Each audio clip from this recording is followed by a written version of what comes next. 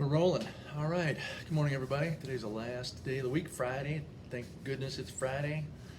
It's also dress down day for staff, so it's Revere wear and jeans today, which is nice and casual. Today is going to be a big storm coming in, so since we're talking about acceleration, maybe you can get out and sled ride down the hill. Can you believe mid-April you're talking about sled riding? It's supposed to be a big storm coming in from the west, and we're going to get blasted all day, I think. So we'll see. So, your motto for the weekend: work hard, play hard. Okay? Do your work and get out and get a little exercise too. We're going to get out and do some things today too with the kids. And even though it's cold out, you can still get outside and enjoy it. All right, so review.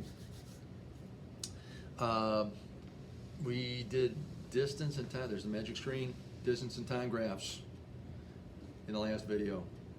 If you recall, we're tracking the distance on the y-axis, time on the x-axis.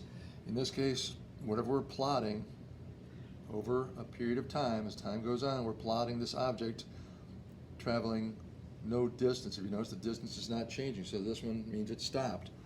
In this one, the distance is increasing at a steady rate. It's a linear motion, it's a straight line. So that would be a constant speed moving away from the starting point here. This is 0 and 1 meter, 2 meters, 3 meters. This one, the object is moving towards us as the distance is decreasing over time. If you recall this one, the line is more flatter here, it's more towards stop, and then it accelerates as the distance, as you're covering more distance over time on this end compared to over here. This one, it's slowing down. Both are moving away, but it's a very more vertical line here, so it's rapid covering of distance over time, and then it starts to slow down and flatten out. You're covering less distance over time. This one is still moving at a constant speed, but at a slower rate compared to this one. Okay, so in your textbook, if you don't have your textbook, hit your pause button, go get your textbook. I'll wait for you right here. We're on page 2627 now. On page 27, you've got a distance and time graph to what we did yesterday, and that one shows acceleration. Okay. On page 26, we're going to be talking about speed and time graphs now. We're changing the variable to speed and time. Look at the graph. There's a guy accelerating down the hill on a mountain bike, one of my favorite pastimes. He's flying down the hill. It's not the distance that is increasing, it's the speed that is increasing. If you look at your book, the rise and run is on speed. Look at the y-axis first. Speed is in meters per second. Time is in seconds. Okay? So the speed is increased from 0 to 2 meters per second in 1 second. And then it goes up another 2 meters per second in 1 second. And then it goes up another 2 meters per second in 1 second. So your acceleration ends up being 2 meters per second per second. We talked about this last week in the acceleration video, part 1. That's one you should revisit today as for review as well. Watch part 1 over the weekend sometime for a review. Actually, probably Monday. We'll probably do that Monday. It's speeding up by 2 meters per second every second. That's what that label in the green box says, 2 meters per second squared. But again, I like to use meters per second per second. It's a little more, explains it a little bit better that way. All right, so let's get right into the graphing here. Let's get rid of the textbook. I think we're done with that.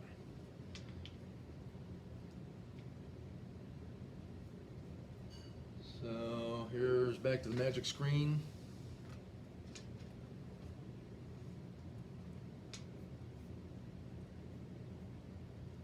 We want to go here. Okay, speed and time graphs. Okay, speed and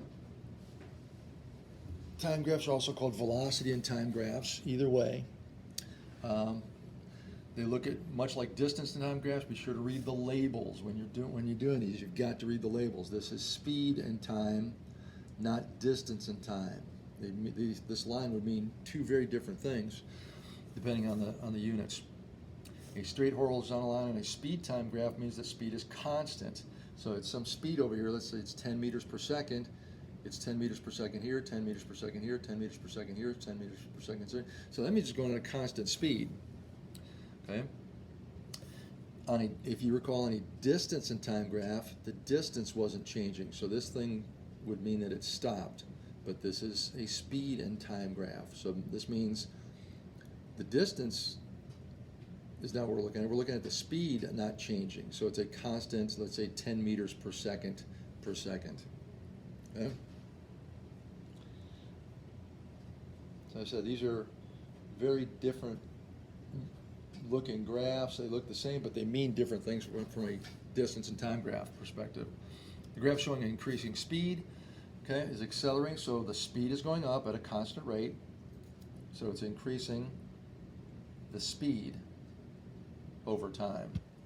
This one is decreasing speed over time. Look at the variable over here, is that speed, that's decreasing from, let's say, 5 meters per second to 4 meters per second to 3 meters per second to 2 meters per second over some unit of time.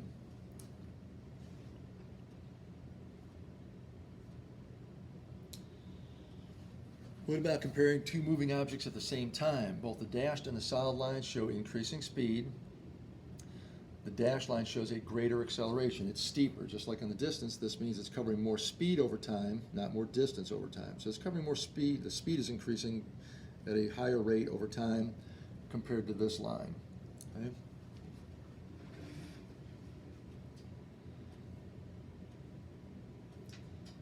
So, in summary, a speed time graph shows us how the speed of a moving object changes with time. The steeper the graph, the greater the acceleration. Okay? So this one's really, really fast, a fast acceleration. This one's accelerating here, but not by as much. Horizontal line means the object is moving at a constant speed. Okay?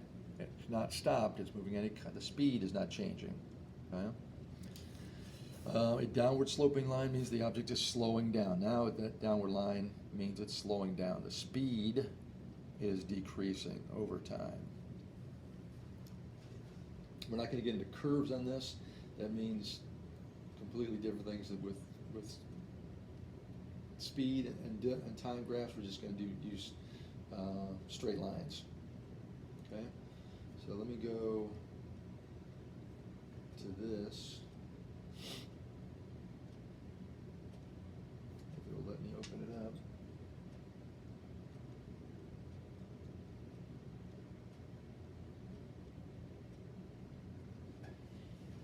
So again, velocity and time, or speed and time graphs. This is showing acceleration as the V for speed is going up and time is moving on. Constant speed, the speed is not changing, it's horizontal. Slower constant speed, okay, this is maybe 1 meter per second, and this is maybe 5 meters per second up here. And slow acceleration compared to a rapid acceleration, a flatter line. To show that it's stopped on a velocity time or a speed and time graph, it's got to be all the way down at the very bottom, where 0 meters per second is down here. And then this line shows deceleration as the speed is decreasing. Okay?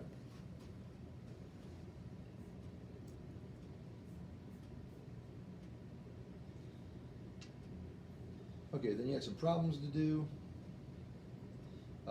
Your choices are: the car is stopped, the car is traveling at a constant speed, the car is accelerating, the car is slowing down.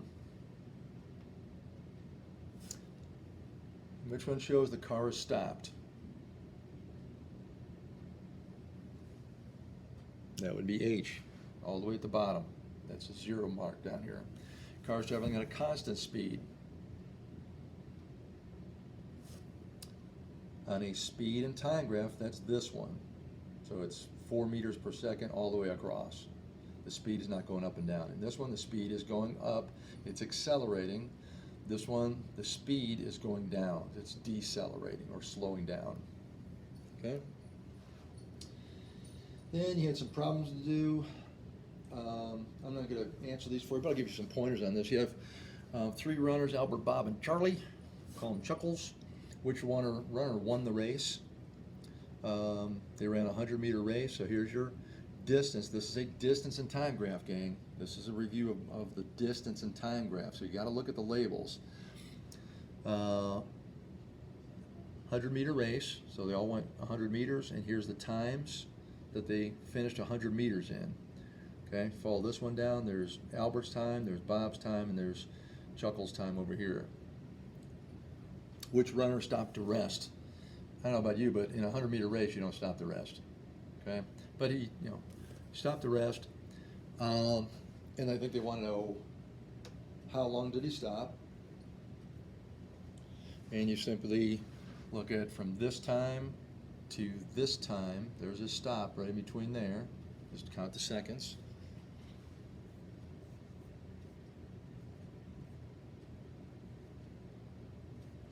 And if I get the magic screen to scroll up a little bit, whoa. How long did it take Bob to complete the race, and Albert's average time? And Nemo has joined us again. There's Nemo. Hi, Nemo. You see yourself? Yeah.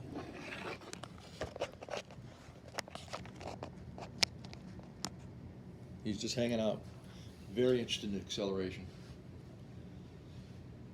For Albert's average speed. Okay, he did 100 meters, so distance divided by time. You take the 100 meters divided by whatever Albert's time is, and that's his average speed for the race. Nowhere near Usain Bolt. All right, the second graph, the school bus here. You guys miss being on the school bus? And I miss being at school. So here's your bus.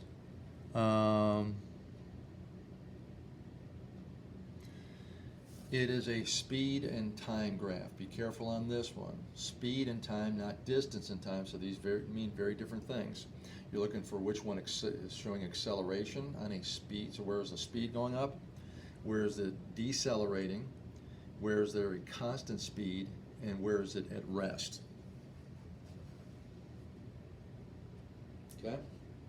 So be careful on those. All right. This week's work. Let's see if we can get out of here.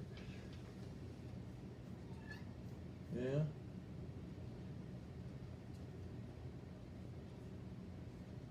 Okay. A couple of things. Exploring reference points. You've got a graph with a lady looking up at some birds. You probably don't want to look up at birds that are dropping balls on her. So just kind of, I wouldn't try that at home. You got the meters here. You got the time in seconds that the bird is flying. Okay.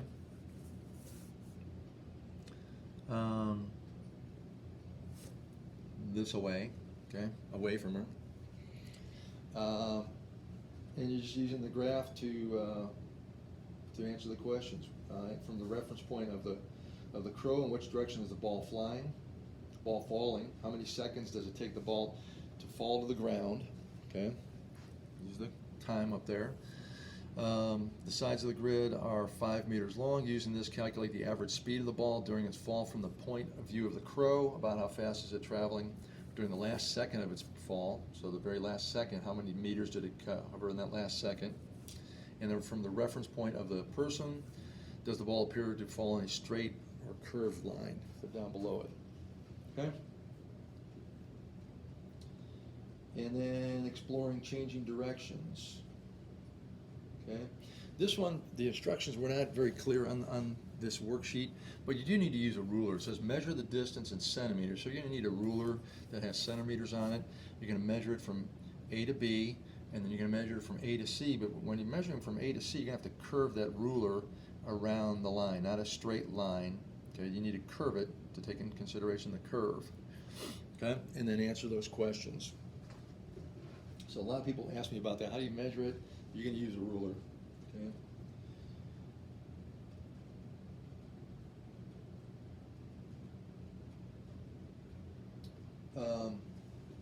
Last thing on acceleration, some problems came up with some of the problems. These are the directions on the acceleration practice sheet and the acceleration sheet itself, worksheet, from when we were doing acceleration before break. The directions tell you to write the formula, plug in the numbers below, formula, solve, and label. So each one should just be like this. A lot of people are just putting the answer. This is what the instructions are. Formula, plug in the numbers. It's final minus starting, final velocity minus starting, divided by the time. Gives you 1402, which is 7. Here's your labels.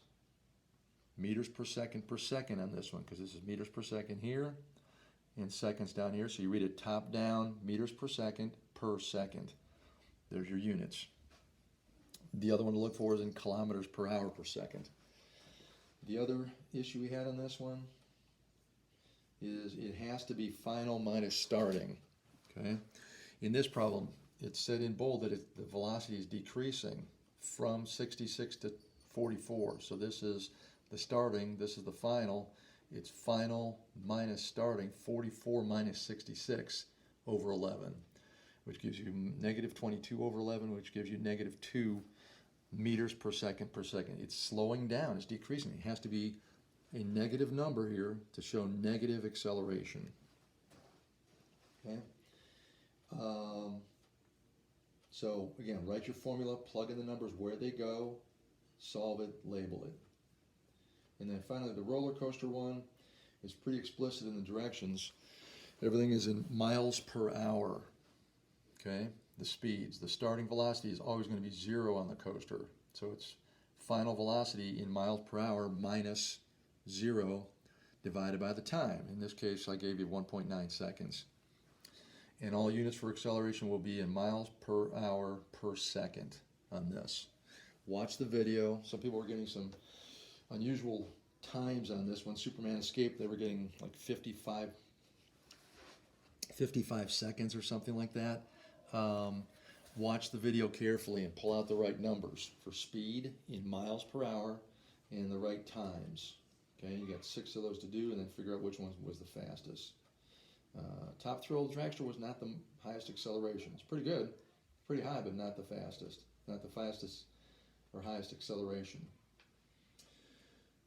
I think that's it. We'll cut it short. We'll get out of here. Enjoy the weekend. Again, if you have any questions, I'm down here now. Shoot me an email or send a comment. A lot of people just put comments on your homework, and then I'll respond to those as soon as I can. Hope everybody's healthy and safe, and enjoy the snow today. See ya.